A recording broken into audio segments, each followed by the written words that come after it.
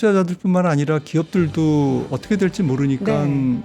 투자를 안 하고요. 보류하고 유보하고 그리고 기업들의 투자 심리라든지 여러 가지 경영 활동에 이런 불확실성 때문에 움츠려들죠. 결국에는 안 좋고 피곤하고 네. 투자자들도 굉장히 변동성이 심한 그런 장세에 대응하느라고 잠을 설칠 수밖에 없고 이런 것들을 부정할 수는 없지만 네. 다만 이게 트럼프 정부가 액면 그대로 미국의 물가를 급등시키고 미국 기업들의 수익을 망가뜨리는 그런 방식으로 진행될 가능성은 거의 없다. 저는 관세로 인해서 기업 이익이 망가지거나 세계 경제가 망가지거나 네. 미국 물가가 폭등해서 연준이 금리를 인상하거나 이런 일들이 당장 일어날 상황은 아니라고 일단은 전제하고 조금 편안하게 이 사태를 관망을 할 필요가 있고 대응할 필요가 있다.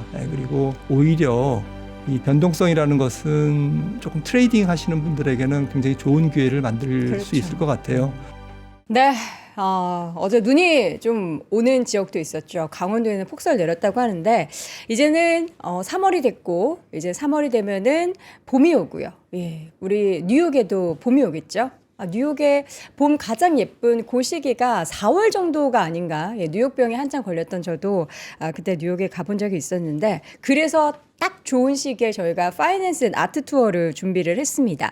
이번 아트 투어가 추가가 된 그 내용을 잠깐 설명해 드리자면요. 메트로폴리탄 뮤지엄 그리고 모마 또 모던한 또 아트 좋아하시는 분들 늘 가시죠. 휘트니 그리고 구겐하임 미술관 등등 다 4대 미술관뿐만 아니라 여러분들이 뉴욕에서 즐길 수 있는 것이 무엇이든 그 문화를 만끽하실 수 있는데 여러분들끼리만 다니시는 게 아니라 또 우리 전원근 교수님과 함께 직접 해설을 듣고 어디서도 들을 수 없는 그런 내용들을 함께 더불어서 제공해 드리는 그런 투어입니다. 정말 양질의 컨텐츠로 저희가 준비하고 있으니까 여러분들 궁금하신 분들 또 가고 싶으셨던 분들은 영상 하단 링크 참조하셔서 선착순이기 때문에 빠른 참여 부탁드리겠습니다. 자, 이번에는 글로벌 인터뷰 이어가도록 하죠. 삼프로TV 이코노미스트 김한진 박사 모시겠습니다. 박사님 어서 오세요. 네, 안녕하세요. 네, 반갑습니다. 지금 미증 씨가 막판에 좀 이게 꺾이는 걸 보고 이게 좀 많이 혼돈이 이어지고 있긴 하구나. 그리고 지금 뭐 여러 가지 관세 얘기가 이미 이제 다 쏟아졌고요. 여기에서 이제 뭐 얼마나 뭐를 주워 담느냐 이게 문제인 것 같은데 캐나다도 가만히 있지는 않고 있어요. 근데 이게 결국에는 미국도 안 좋아지는 게 아닌가라는 게 가장 큰 우려인데 어떻게 좀 보십니까? 네, 혼돈스럽죠. 네, 지금 뭐 매일같이 관세 폭탄이 터지고 있기 때문에 네. 뭐 연쇄 관세 폭탄, 연쇄 관세 네, 폭탄. 그러니까 뭐 정신이 없는데 지금까지 나온 것만 해도 뭐 정말 역대급이고 네. 그 영향에 대해서 파장의 효과에 대해서 의견이 분분합니다만은 제 생각에는 이번 트럼프 관세 정책의 목적은 분명한 것 같아요. 네.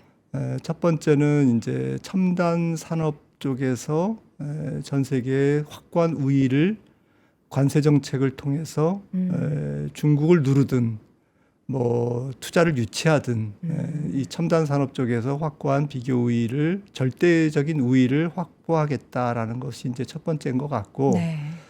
두 번째는 중국의 돈이 흘러 들어가지 않게 하겠다. 뭐 직선적으로 얘기하면 중국의 무역 적자를 중국에 대한 미국의 무역 적자를 줄이겠다. 중국의 무역 흑자 규모를 축소하겠다라는 것이고요. 그리고 세 번째는 결국에는 미국의 지속 가능한 어쨌든 경제 정책에 도움을 주는 지렛대로 관세를 이용하겠다라는 것이죠. 이제 이 세 가지는 뭐 정말 확실한 것 같고요. 근데 이제 이 그 전체적인 관세 정책을 진행하는 방식이 시장이 생각하는 것과는 달리 지금 움직이고 있습니다. 그러니까 무조건 먼저 부과하고 나중에 협상하는 방식으로 지금 나가고 있거든요. 그러니까 이게 계속 이전에는 이제 조금 한 달 정도 유예를 주겠다라고 예. 해서 또 추가적인 협상을 할 줄 알았는데 이렇게 바로 부과하겠다라고 선언할 줄은 몰랐거든요. 그거는 이제 거래의 기술이라고 봅니다. 일기 때는 사실 2017년에 트럼프가 취임했지만 네. 관세를 본격적으로 올린 것은 2018년 들어서 그것도 5월 달부터였거든요. 꽤 기간이 네, 있었군요. 그래서 뭐 1년 반 정도 뜸을 들였는데 음. 이번에는 뭐 취임하는 날 46개의 행정명령. 행정 정책을 조치를 네. 그 조치 중에는 26개의 행정명령이 포함되어 있고요. 음. 메모랜덤도 있고 선언문도 있었습니다. 아무튼 46개 중에 거의 3분의 2가 관세와 관련된 것이고 나머지도 관세와 무관하지 않은 정책을 펼치듯이 이번 같은 경우에는 굉장히 급하게 스피드를 내고 있다라는 것이 이제 특징인데 이거는 뭐 조금 뭐 모간 스탠리 같은데 이제 의견을 보니까 결국에는 좀 부가 발표 이거는 빨리 하고 그 다음에 협상 실행은 늦게 하는 그러면 훨씬 더 많은 걸 얻어낼 수 있다는 거죠. 가령 뭐 멕시코, 캐나다 관세 결국에는 어제 0시부로 이제 발효가 됐는데 네. 이런 부분도 시장의 예측을 빗나간 거죠. 시장이 빠진 게 이거는 아닌데 지금 시장은 굉장히 좀 어안이 벙벙해져 있는 거죠. 어제 조치로. 진짜 할 줄 몰랐던 네, 거죠. 근데 이제 한두 달이라도 내지는 뭐 짧게 끝나더라도 정말 뭐 일주일짜리라도 부과를 한다라는 것이죠. 이거는 지금 모든 품목 지금 나온 뭐 자동차 그다음에 목재 반도체 여러 가지가 나와 있는데 이것들에 대한 뭐 이렇게 방향성을 예고하는 것 같습니다. 이게 뭐 앞으로도 이 모든 분야 혹은 모든 국가에 지금 그 미리 예고된 그런 관세 조치가 관세율 인상이 예정대로 굉장히 급박하게 이루어지고 조금 시간이 지나면서 주소 담거나 협상을 통해서 조정하거나 이런 조치들이 있을 것 같고요. 가령 우리가 조금 돌이켜 볼 만한 얘기가 2020년 1월에 그러니까 트럼프 집 1기 말기였습니다. 1기 때 트럼프 정부가 중국이랑 합의를 했습니다. 그래서 그 당시에 15%의 대중 관세를 7.5%로 깎아줬습니다. 물론 이제 전 품목에 대한 건 아니고 일부 품목에 대해서 한 1,200억 달러로 제가 기억을 하는데 대신에 이제 그 중국이 미국의 제품을 미국산 에너지와 곡물을 2년간 2천억 달러어치 사주기로 합의하는 조건으로 또 그렇게 됐죠. 관세를 일부 품목에 대해서 반으로 깎아줬다는 거죠. 이런 조치들은 1기 때 이미 우리가 트럼프 관세 정책이 이번에 어떻게 될 것인가를 예측하는 데 도움을 줬는데 이번에는 이런 조치들이 초기에 그 부과하고 말기에 집권 말기에 아주 후반에 이렇게 조치를 하는 이런 방식이 아니라 수시로 일어날 것 같습니다. 수시로 정말 딜을 하는 이제 그러한 조치들이 일어나기 때문에 시장이 더욱더 혼란스러울 것 같고요. 그런 상태에서 결국에는 미국의 뭐 경기라든지 또 기업 실적이라든지 물가라든지 또 여러 가지 이제 환율 시장이라든지 이런 거에 어떠한 영향을 줄 것인가에 대해서 시장은 아마 갈피를 못 잡을 것 같습니다. 이거를 그러니까 지금은 아직 취임 초창기고 이제 과거 1기와는 조금 더 다르게 빠르게 부과를 해버리는 그러한 이제 행보를 펼치고 있잖아요. 근데 시장에서는 일단은 초창기이기 때문에 이게 굉장히 변동성이 크고 불확실성이 있고 하지만 이것도 또 몇 번을 거치고 나면은 이번에도 또 이런 패턴이겠구나 하고 좀 적응하는 시기가 오지 않을까라는 그런 생각도 좀 들긴 하는데. 그렇죠. 시장은 뭐 거기에 적응하게 돼 있죠. 그런데 이제 다만 분석하는 사람들이 분석한 대로 되지 않을 거다라는 것이어서 투자자분들께서 중심을 잡으셔야 될 것 같아요. 중심을 잡아야 된다. 그래서 제가 드리는 말씀은 결국에는 뭐 참고할 게 트럼프 1기 때 관세 정책을 기반으로 해서 판단할 수밖에 없기 때문에 앞서 말씀드렸듯이 이번 관세 정책은 선부가 후협상 그리고 빠른 발표 그다음에 느린 협상이 될 것 같고 또 수시로 빈번하게 협상이 이루어지면서 엎었다 뒤집었다 이런 현상들이 많이 일어날 것이다. 모든 국가에 대해서 여러 품목에 대해서. 하지만 결국엔 우리가 신경 써야 될 것은 이걸로 인해서 물가가 오를 거냐라는 네. 부분에 대해서는 그렇게 걱정하지 않으셔도 된다라는 거고요. 이거로 인해서 환율이 폭락할 거냐, 달러가 초강세로 갈 거냐, 이것도 그렇게 우려할 필요는 없다라는 것이고, 이걸로 경기가 무너질 거냐, 네. 뭐 다른 걸로 무너질 수는 있습니다. 하지만 관세 정책이 트리거가 돼서 전 세계 경제가 무너질 것이냐라는 네. 것은 천천히 무너질 수는 있어요. 천천히 하락할 수는 있는데 급격하게 하락할 가능성은 높지 않다. 이게 이제 조금 저의 현재로서의 판단이고 이 중심을 잡고 가시는 게 좋을 것 같습니다. 일단은 지금 우리가 우려하는 부분에 있어서는 실질적으로는 우려를 좀 덜어도 된다라는 그런 결론을 내려주셨어요. 그러면 이제 준비해 주신 자료 보면서 실제 관세 영향이 어떻게 흘러가게 될지 저희가 한번 가늠을 해보도록 하겠습니다. 첫 번째 자료는 네, 뭐 여러 가지가 있는데요. 물론 이제 우리가 이게 음영돼 있는 부분이 1기 때입니다. 1기 중에서도 실제 관세가 부과된 2018년 이후에 미국의 기업이익인데 이때보다는 관세율이 굉장히 신속하게 부과될 거고 또 전방위적으로 전 품목에 대해서 전 세계에 대해서 부과될 거기 때문에 그냥 참고만 하시면 될 것 같은데 이때도 지금 미국 기업들의 이익이 이거는 전체 기업 이익이고 밑에 거는 이제 S&P 500의 기업 EPS인데 둔화가 됐습니다. 관세를 부과하면서 둔화됐는데 이게 뭐 100% 관세 때문이냐라고 이제 우리가 단정할 수는 없는 거고요. 이 부분은 사실 그 당시에는 2016년부터 19년까지 제로 금리에서 2.5%까지 연준이 금리를 인상할 때였거든요. 그래서 이게 금리 인상에 대한 영향과 이게 뒤섞여 있기 때문에 이게 조금 경기적으로도 조금 그때 조금 이렇게 경기가 레이트 사이클 성숙기에 좀 들어가 있는 상태여서 이런 상황에서 관세 인상이 전체적으로 기업 이익의 추세적인 둔화를 유발하는 것은 맞다. 하지만 전체적으로 결정적인 역할을 한 것은 아니다라고 이제 해석을 할 수가 있습니다. 네. 그래서 일부 기업들 또 해외 쪽에 노출도가 매출 비중이 높은 기업들은 영향을 받았고 네. 또 관세뿐만 아니라 그 당시에는 금리 인상이 있었기 때문에 또 경기가 자연스럽게 조금 쇠퇴하려고 하는 조짐이 있었기 때문에 이번과 조금 이런 것은 좀 비슷하죠. 하지만 100% 관세 때문에 완전히 기업 이익이 꼬꾸라졌다. 이렇게 우리가 해석할 수는 없지 않습니까?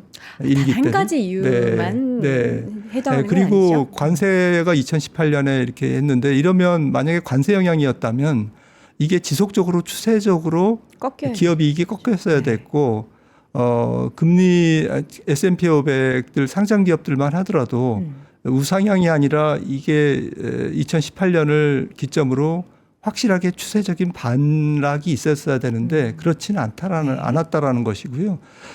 소매 판매도 마찬가지입니다. 소매 판매도 당시에 2018년에 일단 관세가 인상되기 전에 조금 괜찮았어요. 네. 하지만 관세가 인상되면서 안 좋았던 건 사실이지만 그 기간이 길지 않았습니다. 굉장히 짧았네요. 네, 그리고 금리 인상기였음에도 불구하고 이게 관세 때문에 이렇게 미국 경제가 망가졌다라고 판단하기는 좀 쉽지 않은 부분이 있습니다. 이때는 또 다른 캐나다, 멕시코 이런 쪽보다는 중국 관련해서만 관세가 굉장히 많이 부과됐잖아요.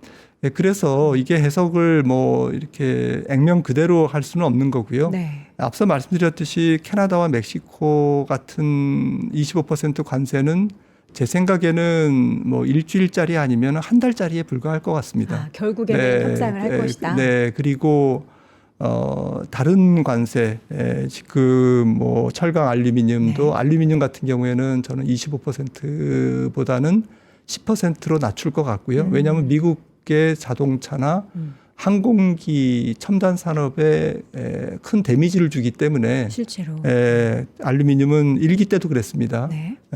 그리고 자동차에 대해서도 굉장히 선별적일 것 같아요. 4월 2일부터 지금 25% 예고를 해놨는데 국가별로 차등 협상을 하지 않을까 생각을 하고 있고요. 그리고 반도체도 국가별로 굉장히 조금 차등화 또 품목별로 차등화할 것 같습니다. 그리고 이제 상호 관세가 이제 가장 큰 문제인데 상호 관세를 전부 좀 비관세 장벽, 뭐 부가세 같은 것들을 다 계산해서 이제 4월 2일부터 하겠다고 했는데 제 생각에는 시범적으로 4월 2일 날 집행은 몇몇 국가에 대해서 하겠지만 네. 이 조사하는 과정이 굉장히 길어질 수가 있습니다. 엄청 다양하고 네, 그리고 조사하는 과정에서 협상이 이루어질 겁니다. 사실은 우리나라 입장에서는 지금 컨트롤 타워가 부재한 상태이기 그렇죠. 때문에 지금 국가 원수도 부재한 상태이고 이러한 상황이 사실은 전화위복이 될 수가 있습니다. 왜냐하면 지금 진행되고 있는 관세 정책의 흐름을 미리 지금 예습할 수 있거든요. 그럼 그래서 우리는 컨트롤 타워가 없기 때문에 오히려 딜레이를 시킬 수 있다는 퍼스트 무브에 지금 굵직한 뭐 멕시코, 캐나다, 중국의 지금 속도감 있는 관세 정책이 이어지고 네. 이들이 어떻게 협상을 하는지에 대한 이러한 과정을 관찰하면서 또 반대로 또 미국 입장에서는 한국의 그런 정치적인 리더십이 없기 때문에 지금 당장 이렇게 밀어붙일 수 있는 명분이 또 없는 거죠. 협상을 해야 되는데 협상자가 없으니까. 대통령이 무조건 협상을 해야 되나요? 그런 건 아닌데 상징적으로 대통령이 있는 것과 없는 것은 뭐 큰 차이가 있겠죠. 네. 왜 아무리 뭐 이번에도 지금 산업부 장관이 가고 또 예. 대한상의에서 이제 같이 산업자 사절단이 갔지만 이게 트럼프를 만난 것은 아니잖아요. 그렇죠. 선물 보따리를 가지고 이시바 총리처럼 철강을 어떻게 투자하고 우리가 1조 달러를 어떻게 투자하겠다라는 것은 그런 선물 보따리는 대표가 가서 해야 되는 것이죠. 그거는 이제 실무급에서 해야 될 부분이 아니라서 그런 식으로 어쨌든 말이 조금 했지만 이 상호관세도 지금 하워드 러스틱이 바로 취임한 상태에서 지금 그 밑에 있는 여러 가지 강요들을 국장이라든지 뭐 이렇게 실무자들을 다 인선이 안 된 상태에서 지금 한 달 만에 뚝딱 모든 국가에 대한 부가세 뭐 여러 가지 환율, 비관세 장벽 이런 것들을 다 조사해서 보고서를 만들 수는 없을 것 같습니다.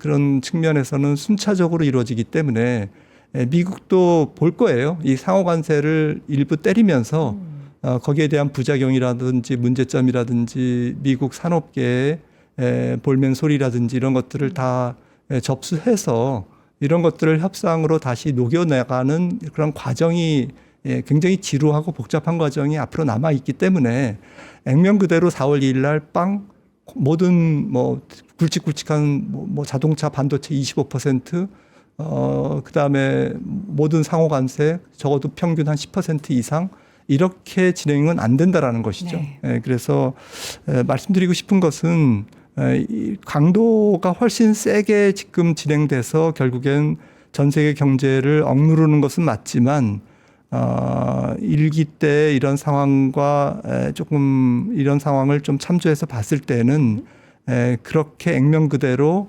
영향이 있지는 않을 것이다라는 것이고요. 또 그 물가 같은 경우도 사실 이론적으로도 그렇게 크게 미국 물가에 영향을 미치지 못합니다. 일기 때도 물론 이제 말씀하셨듯이 관세 정책이 2기 때 관세 정책하고는 강도가 중국에만 한정됐기 때문에 있었죠? 비교하기가 어렵지만 그 당시에도 중국에 대해서 18%의 관세를 부과했는데 결국에는 수입 물가는 4%가 안 올랐어요. 그 이유는 위안화가 14% 절하되면서 18%의 관세를 일부 녹여냈죠. 그리고 그 환율 상대국 교역국의 환율 절하와 관세율의 격차가 그대로 미국 소비자 물가에 다 전이되는 것은 아니고요. 미국 실제로 금액 가중으로 금액에 대해서 미국 소비자가 관세를 새롭게 매기는 품목의 비중이 얼마냐. 이게 이제 조금 계산법이 조금 제일 중요한 거죠. 그래서 환율의 격차와 환율 상대국의 환율이 절하돼서 상대방이 녹여주는 네.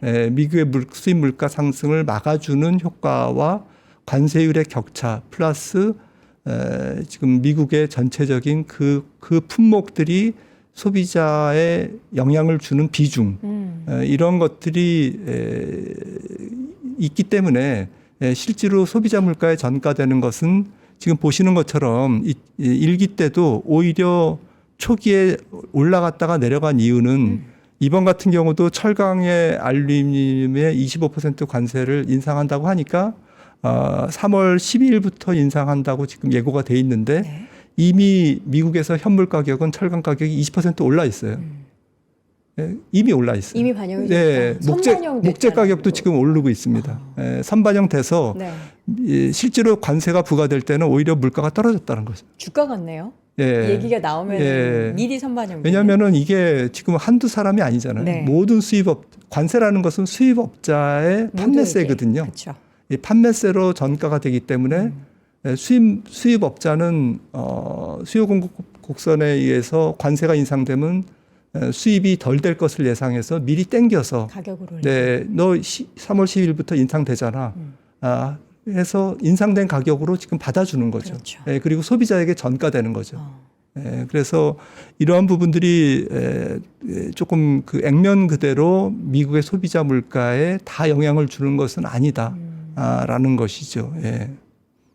결국 시차는 있겠지만 이게 관세가 어느 정도 얼마큼 부과될지도 아직까지는 우리가 명확하게는 모르지만 이게 물가 지금 수준보다는 관세가 어쨌든 뭐 부과가 아예 안 되지는 않고 일부가 된다고 하더라도 물가에 영향은 미칠 수 있다. 그러나 그게 굉장히 제한적일 것이다. 이런 관점으로 보시는 건가요? 그래서 제가 뭐 지금 말씀드리는 게 네. 물가에 영향을 전혀 안 준다. 내지는 뭐 그 세계 경제에 피해가 없다. 그다음에 이제 교육도 줄지 않는다. 네. 뭐 이런 거를 말씀드리는 게 아니고 지금 시장에서 패닉스럽게 보는 것처럼 그렇게 진행은 안 될 거다. 이거는 그냥 상수로 네.